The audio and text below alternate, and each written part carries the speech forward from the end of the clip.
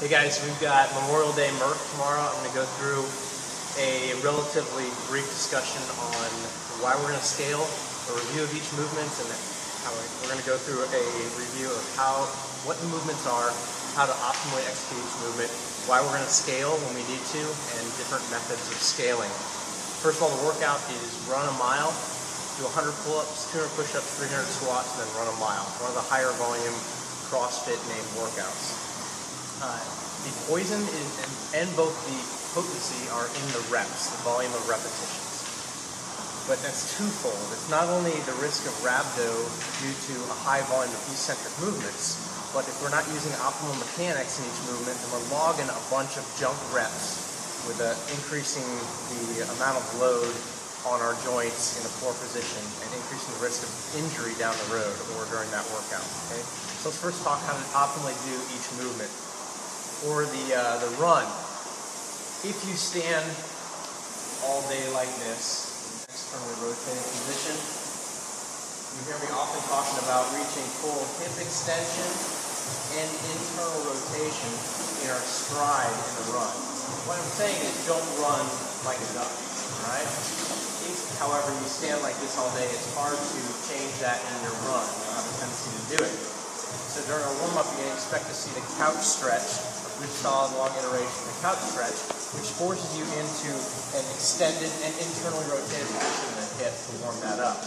So for running, I'm going to give you just a general flavor discussion of pose form, which is we want to land with our foot somewhere between the ball and the middle of our foot hitting the ground, directly beneath our center of mass. Right? We don't want to reach our heel out in front, strike, and drag.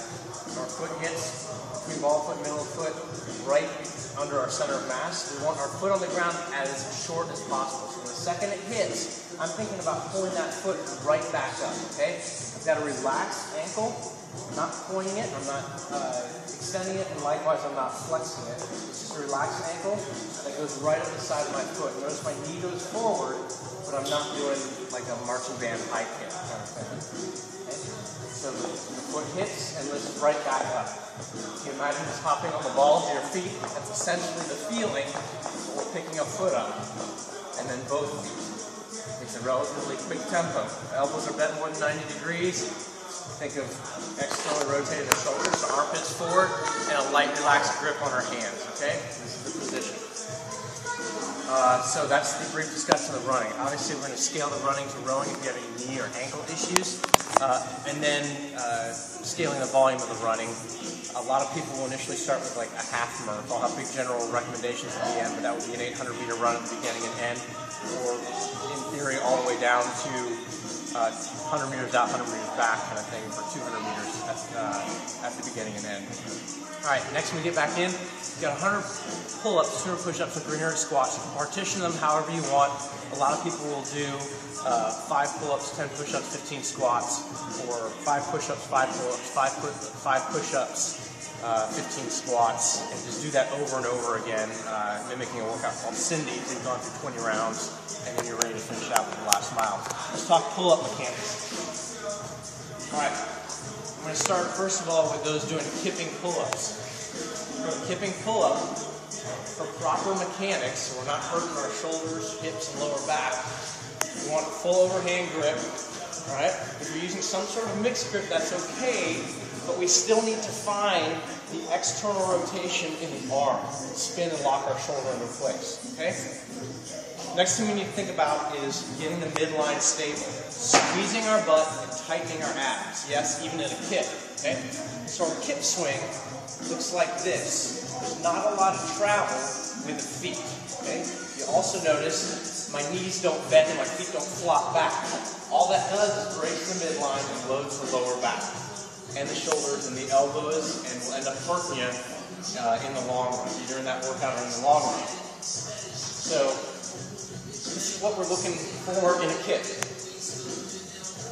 Imagine holding a towel between your legs and your knees. Nice tight midline, global extension of the back, global flexion at the front of the hip. If we're going to scale our pull-up, let me demonstrate jumpy reps, just so we're all clear on that. Alan, over to the side.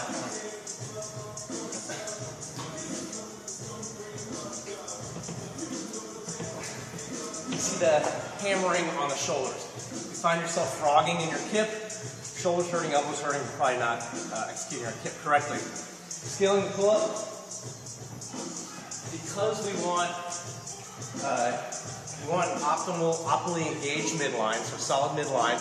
We want shoulder girdle stability to be able to do kipping pull-ups in the long run. That's why we don't want you to kip with a band. So we're going to, again, go back to a band, execute strict pull-ups, but still with that same mindset of an engaged midline. So I get into the band, hands equally spaced on each side, overhand grip, externally rotate, engage the shoulders, butt squeeze, belly squeeze, so midline tight. Notice my head stays looking straight ahead. I don't reach up and break my midline. Chin forward the whole time. Full extension. Bottom, belly and butt stay tight. We don't want to see that. No kipping. All right. Also, don't reach the neck up, and that applies with or without the band. All right. For push-ups.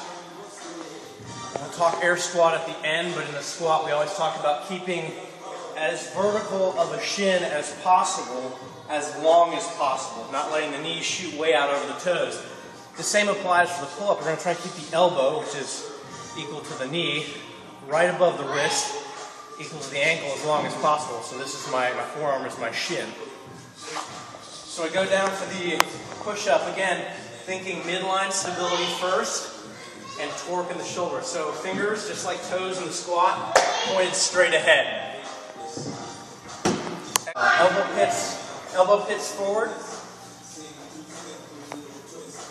Elbow pits forward, fingers straight ahead, torque on the shoulders. That's bad, sorry, the box right there. All right, so my butt squeeze and my belly's tight. Okay, this is a hollow position. The same as this, my lower back squeezed into the ground. I'm in a nice hollow position, and the first thing I do with my butt and belly squeeze is lean my weight forward and descend, noticing that my elbow stays over my wrist, vertical forearms. I stay engaged at the bottom and push right back up. All right? What we don't want to see, fingers splayed out to the sides, or elbows rolling, or shoulders rolling forward. That generally happens as we're fatigued and we just descend straight down. You see the big forward roll in my shoulders, my elbow well behind my wrist, putting a lot of load, internal rotation on the shoulder. So instead we fix that, fingers forward, shift my weight forward, externally rotate, tight butt, tight belly, and up. Jump reps, this, no good, okay? If you cannot execute full range of motion push-ups, the way we're going to scale for this workout to really emphasize midline stability, keeping the butt and belly turned on, which will engage our shoulders as well, is to elevate the push-up. I'm going to go straight to a relatively high elevation. This is not necessarily required. We can use shorter boxes or bumpers. I'm going to assume the same position, hands, fingers forward, butt squeeze, belly squeeze, midlines engaged, on my toes. I lean forward to get the elbows above the wrist and push back up. All right, avoiding sagging. Don't want to see this. I don't want to see that. Okay, butt squeeze, belly squeeze, elbows above the wrist as much as you can. Okay. Finally, we got the air squat. All right. As always, we organize midline, belly tight, butt tight. I've got my heels just outside, shoulder width apart. Toes are pointed ahead, 5 to 15 degrees out or so. Everything's turned on in my midline. I'm also thinking of, again, torque on the shoulders, external rotation. I start by hinging at the hip and pulling my entire hamstring back. Don't just think butt, because then we break the midline. This whole unit here stays in one unit. All right, we don't want our spine to flex or extend. It stays neutral. Begin the squat, butt, belly tight, hinge at the hips, hamstrings back. I'm screwing my feet to the ground, twisting my knees out as I continue to keep my spine neutral, reach my hamstrings back, knees out the whole way. When I get crease of hip below parallel, then I pull back with my hamstrings and stand up. Okay, notice shin stayed as vertical as I could keep them the whole way down. What we don't want to see is big external rotation of the feet initially to compensate for tight hips. Knees rolling in, hips coming forward like this. Okay? We also don't want to see coming forward on the toes. And then eventually at some point as people get fatigued, especially with a high rep like 300 squats, a fast turnover, it starts looking like this. Okay? We've lost the midline, we're going to fry our lower backs, and eventually our knees if the weight starts coming forward. So keep it under control. Every rep, belly tight, butt squeeze, all right? Can't be 100% tightness because you're breathing. The heavier you breathe, the harder it is to keep that midline engaged at the right time. You got to try hard. If you know you can't maintain that tight midline position all the way down, then go to a box. Again, it doesn't have to be a full box. 20-inch box would be one of the lower boxes or a stack of bumpers. But again, we're going to reach back and stand up. On the side, we reach our hips back, hinging at the hip, and standing back up. Okay? That's how we're going to scale the squats. And then back to the run to finish it. Along with this post in the email, I'll have a baseline recommendation of different scales in terms of reps. This is primarily for you to understand how to scale to get the mechanics correct of always keeping your spine neutral during the movement and the midline stable, and keeping torque on your hips and shoulders. And then we'll apply that to reps. You need to adjust the reps based on your ability and let the coach, allow the coach to help you scale the workout. See you tomorrow, guys.